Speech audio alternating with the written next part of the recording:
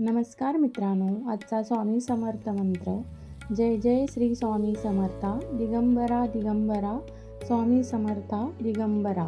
या मंत्राचा अर्थ: हे स्वामी, तुमच्या चरणी माझा मनपूर्वक नमस्कार. माझ्या मनातील अस्वस्थता दूर करा. माझ्या घरात शांती आणि प्रसन्नता वाढवून द्या. ओम श्री गुरुदेव दत्तात्रेया. दिगंबरा दिगंबरा स्वामी समर्था दिगंबरा.